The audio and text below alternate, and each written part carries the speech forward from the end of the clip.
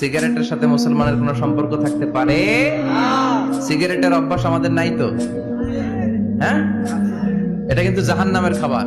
খেয়াল রাখবেন, সুগন্ধি সুগন্ধি this is the sign of paradise. সুঘ্রাণ এটা হচ্ছে জান্নাতের আলামত, আর ধোঁয়া এটা জাহান্নামের আলামত। কথা কন, ধোঁয়া কিসের আলামত? আগুন জ্বালাইলে কি ওঠে? ধোঁয়া ওঠে। সিগারেট খেলে কি ওঠে? পৃথিবীতে এই একটা মাত্র খাবার আছে যেটা টয়লেটে বসে খাওয়া যায়। কথা বলেন, খাওয়া যায় না? টয়লেটে বসে খায়। আর পৃথিবীতে এই একটা মাত্র খাবার পণ্য, যেই পণ্যের উপরে লেখা থাকে সংবিধিবদ্ধ সতর্কীকরণ, স্মোকিং কজেস ক্যান্সার।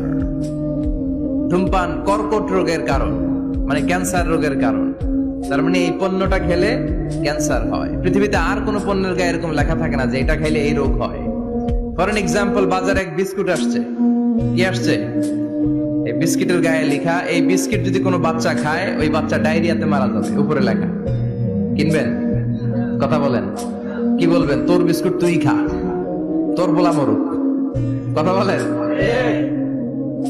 কিন্তু সিগারেট এমন একটা পণ্য যেটার গায়ে লেখা থাকে যে এটা খেলে মানুষ মরে, তারপরও মানুষ খায়। সিগারেট হয় টোবাকো প্ল্যান্টস থেকে, তামাক পাতা থেকে। কোত্থেকে? তামাকের চাষ টাস কমে গেছে না?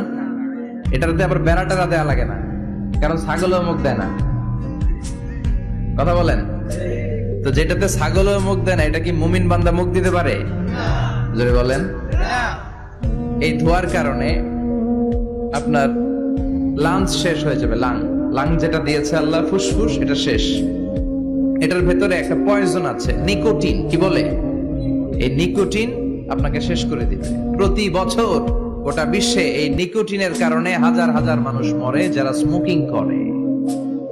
এজন্য স্মোকিং এর সাথে আমাদের কোনো সম্পর্ক থাকতে পারে না।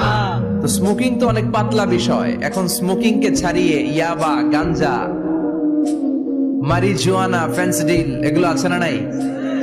এই যে কি একটা আসলো, ইয়াবা। এটা পেঁয়াজের ভিতরেও পাওয়া যায়।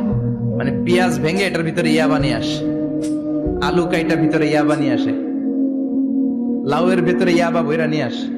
দেখা যায় লাউ কেটে দেখা যায় ইয়াবা আছে না নাই? এই ইয়াবা এতদিন ছিল ইউনিভার্সিটি লেভেলের ছেলেরা খেত, নেমে আসলো কলেজে, হাই স্কুলে, এখন প্রাইমারির ছেলেদের মধ্যেও ইয়াবা ঢুকছে। দেশ কোন ভয়ঙ্কর অবস্থায় দাঁড়িয়ে আছে, হুঁশ নাই আমাদের। সামনে নির্বাচন তো, এখন খালি আমার ভাই তোমার ভাই আছে না নাই?